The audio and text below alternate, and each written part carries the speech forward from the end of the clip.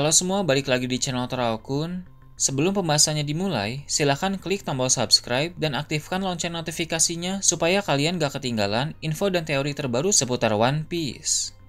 Buat kalian yang mau informasi tambahan soal SBS atau databook, kalian bisa follow Instagram Toraokun. Di sana admin akan memposting soal SBS, databook, dan berbagai teori singkat. Sekarang lanjut ke pembahasan. Melanjutkan cerita dalam chapter yang lalu, channel Toraokun kali ini akan membahas kelanjutan dari chapter sebelumnya. Cerita dimulai dengan memperlihatkan para kru bajak laut topi jerami yang sebelumnya dibelenggu kini sudah terlepas. Seperti yang admin Toraokun bahas sebelumnya, para kru bajak laut topi jerami yang telah bebas itu pun menuju ke sekolah walrus dan perpustakaan burung hantu yang sedang terbakar. Tempat pertama yang mereka datangi adalah perpustakaan burung hantu, sehingga Jinbei pun segera memadamkan api yang ada di sana. Ketika Jinbei dan yang lain lanjut menuju ke sekolah walrus, Robin bilang dia harus ke dalam perpustakaan terlebih dahulu, sebab Robin merasa perlu memeriksa keadaan buku-buku di sana, apakah semuanya aman atau ada yang sempat terbakar. Begitu Robin masuk ke dalam perpustakaan untuk mengecek buku-buku itu, dia secara tidak sengaja melihat buku yang sangat menarik. Buku itu tentang kisah Dewa Matahari Nika. Saat datang ke perpustakaan burung hantu sebelum kekacauan di Elbaf terjadi, Robin belum sempat melihat buku itu. Sebab yang baru dia baca sebagian di sana hanyalah kitab Halley saja, sedangkan buku soal Dewa Matahari belum dia baca sama sekali. Robin tentu sangat tertarik untuk membaca buku Dewa Matahari Nika itu, tapi dia paham ini bukan saat yang tepat karena dia harus buru-buru. Jadi Robin hanya sekedar membolak-balikan beberapa halaman di dalam buku itu saja. Ketika dia melakukan hal tersebut, akan terlihat bahwa buku itu tidak hanya sekedar berisi tulisan, tapi ada pula beberapa gambar yang terlihat sangat menarik. Dari sekilas yang bisa admin Toraokun lihat di sana, di beberapa halaman itu ada gambar Dewa Matahari Nika yang duduk bersandar di sebuah pohon. Walau ukuran pohon tersebut terlihat biasa, tapi sepertinya itu adalah pohon Adam Elbaf. Ukuran dari pohon itu sebenarnya sangat besar, tapi terlihat biasa saja karena tubuh Nika yang bersandar di sana juga sangat besar, jauh melampaui ukuran raksasa pada umumnya. Jadi bisa kita bayangkan sebesar apa ukuran tubuh Dewa Matahari Nika itu. Dia bisa bersandar di pohon Adam yang berukuran sangat masif. Kemudian di halaman lain ada pula gambar yang memperlihatkan Dewa Matahari Nika sedang melompat sambil memegang pedang dan juga perisai. Penampakan Dewa Nika yang ini sudah pernah kita lihat dalam beberapa chapter yang lalu. Setelah itu ada juga gambar Dewa Matahari Nika sedang bersama dengan makhluk-makhluk misterius yang sekarang hanya dikenal melalui cerita mitologi. Jadi dulu makhluk-makhluk mitologi itu rupanya adalah rekan-rekan dari Dewa Nika.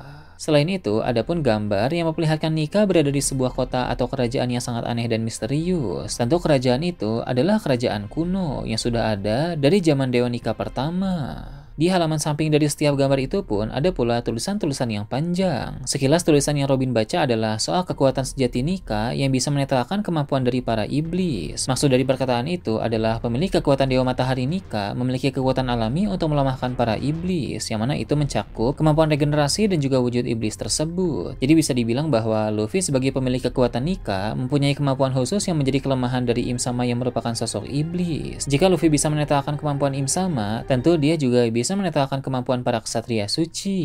Dengan begitu, sebenarnya tanpa dilatih oleh Gaban sekalipun, Luffy sudah bisa menetralkan kemampuan regenerasi para ksatria suci. Namun berhubung sekarang Gaban sudah jatuh ke dunia bawah dan diselamatkan oleh Luffy dan yang lain, maka Gaban akan tetap melatih Luffy agar kemampuannya bisa digunakan dengan semakin matang. Selain itu, Gaban juga memang harus melatih Zoro dan juga Sanji, supaya mereka juga bisa menangani kemampuan regenerasi para musuh. Setelah Robin membaca singkat beberapa kalimat dari buku tersebut, dia langsung bergegas pergi karena keadaan sekarang memang sedang sangat genting. Dia pun segera meletakkan buku itu kembali kepada tempatnya dan nanti dia berencana akan membacanya lagi. Setelah itu pun Robin pergi menyusul teman-temannya yang lain. Setelah Robin pergi, buku-buku yang ada di samping buku Dewa Matahari itu pun mulai disorot. Dari admin Toraokun lihat, itu juga bukan buku-buku biasa, melainkan buku yang berisi kisah-kisah dari para dewa yang lain. Jadi literatur yang ada di perpustakaan burung hantu itu tidak hanya mengenai Nika saja, tapi juga mengenai dewa hutan, dewa hujan, dan dewa bumi. Tak heran eksistensi dari perpustakaan itu sangat penting dan sangat ditakuti oleh pemerintah dunia. Pasti menarik jika nanti, setelah kekacauan di Pulau Elbaf ini berakhir, Robin akan mendapat waktu dan kesempatan untuk membaca semua buku itu dengan lengkap dan tenang, agar cerita kehidupan para dewa itu bisa kita ketahui juga. Tak hanya Dewa Nika saja, tapi dewa lain juga sangat menarik untuk dieksplor.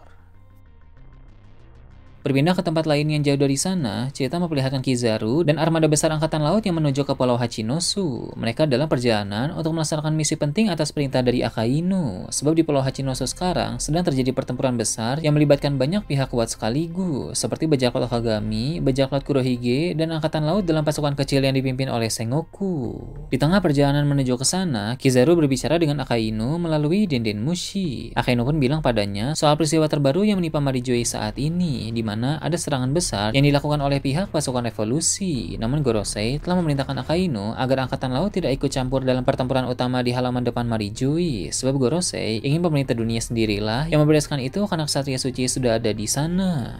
Menurut para Gorosei, perbuatan dari Dragon dan kawan-kawan itu sudah di luar batas. Mereka telah melakukan penghinaan besar terhadap Tenryubito yang selama ini selalu merasa diri mereka sebagai dewa. Maka tak heran bila Gorosei ingin masalah ini ditangani oleh internal mereka sendiri sebagai bentuk hukuman dari para dewa untuk pihak musuh. Dengan begitu, Angkatan Laut hanya melibatkan diri dalam pertempuran di bawah Redline saja, karena di sana juga masih banyak anggota pasukan revolusi yang berada di kapal-kapal mereka. Kizaru pun berkata, Dragon telah semakin nekat akhir-akhir ini. Tapi dari sejak di Angkatan Laut dulu juga, Dragon memang selalu nekat. Akainu tidak menanggapi perkataan dari Kizaru itu, sehingga dia lanjut membicarakan hal lain. Akainu mengingatkan Kizaru bahwa misi di Pulau Hachinosu tidak hanya untuk menangkap para bajak laut saja, melainkan ada juga hal lain yang perlu Angkatan Laut lakukan di sana. Kizaru pun bilang dia mengerti dengan hal itu, karena sebelum tadi berangkat, Akainu memang sudah sempat memberitahunya. Akainu pun berkata dia hanya sekedar mengingatkan Kizaru kembali, yang menandakan bahwa hal tersebut sangat penting untuk dilakukan. Jadi, dari yang Admin Terokun pahami di sini, ada dua misi utama untuk para angkatan laut yang sedang menuju ke Pulau Hachinosu. Pertama, meringkus para bajak laut di sana yang sudah tumbang dan juga kelelahan. Dan kedua, mengambil sesuatu yang ada di tempat itu. Belum jelas apa yang harus mereka ambil, tapi tampaknya itu adalah benda yang bisa dibilang sangat berharga. Hachinosu yang dikenal sebagai Pulau Bajak Laut memang masih menyimpan banyak misteri. Tampaknya ada sesuatu yang sangat penting yang tersimpan di pulau itu. Kurohige pasti tahu itu apa, sehingga dia memilih untuk menjadikan Hachinosu sebagai markas bajak lautnya.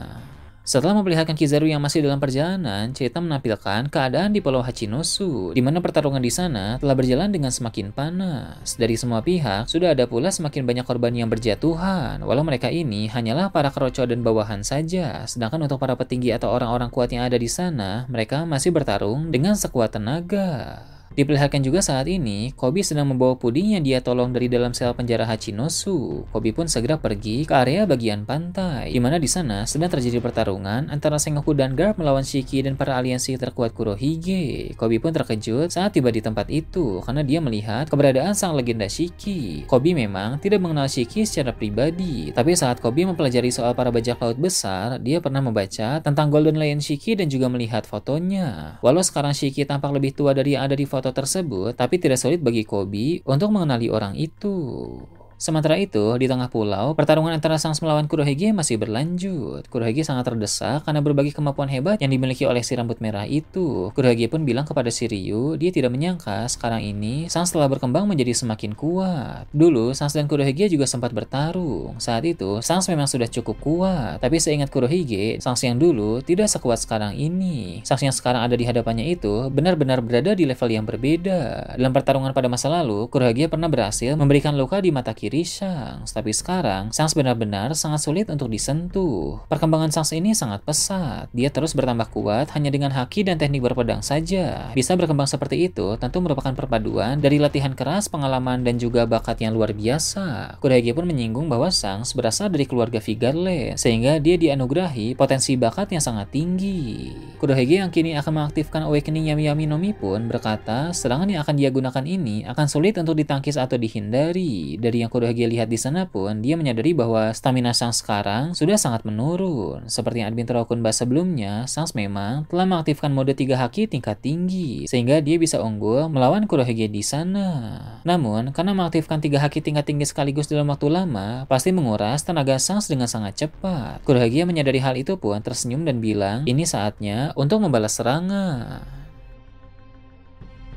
Berpindah ke tempat lain, Mary Joyce yang juga sedang kacau mulai diperlihatkan kembali. Di sana para Tenryubito biasa sedang dievakuasi dari kediaman mereka. Berbagai ekspresi pun akan terlihat di wajah para bangsawan tersebut, mulai dari marah, panik, takut, dan juga tidak percaya. Sementara itu, para budak pun berlarian pergi dari sana. Tenryubito sudah tidak peduli lagi dengan para budak itu, karena mereka juga sedang sibuk menyelamatkan diri mereka masing-masing. Morley pun terlihat bertemu dengan para budak di sana, karena beberapa waktu yang lalu, Dragon memang memerintahkannya untuk menyelamatkan para budak itu, sebab Dragon tak mau para budak tersebut menjadi korban dari pertempuran ini.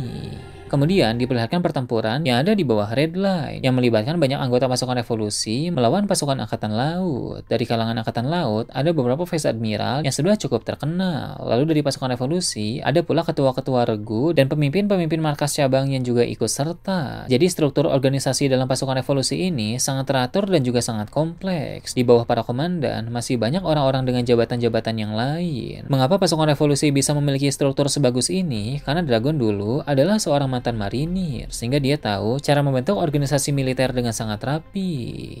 Dari kejauhan, salah satu kaisar dunia bawah bernama Umid pun memantau pertempuran itu. Dia bilang kepada anak buahnya bahwa apapun hasil dari pertempuran tersebut pasti akan membawa dampak besar bagi dunia ke depannya nanti. Dampak itu juga tentu akan membawa pengaruh dalam transaksi dunia bawah. Jadi Umid berniat mengadakan rapat dengan para petinggi dunia bawah untuk membicarakan kemungkinan masa depan.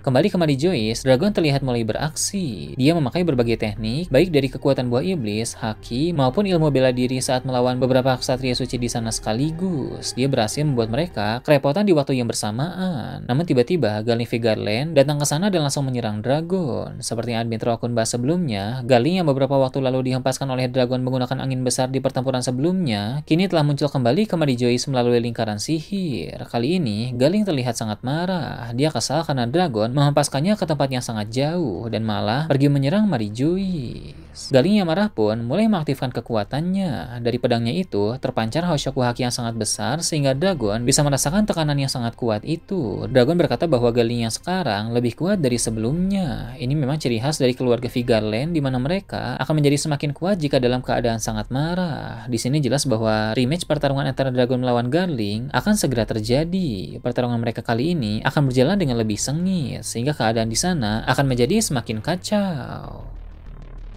Nah itu tadi berbagai hal menarik pada chapter 1150. Gimana menurut kalian? Silahkan tulis di kolom komentar di bawah. Oke, segitu aja untuk pembahasan kali ini. Jangan lupa like, share, dan subscribe untuk video menarik selanjutnya. Gue Tora Okun, Shambles.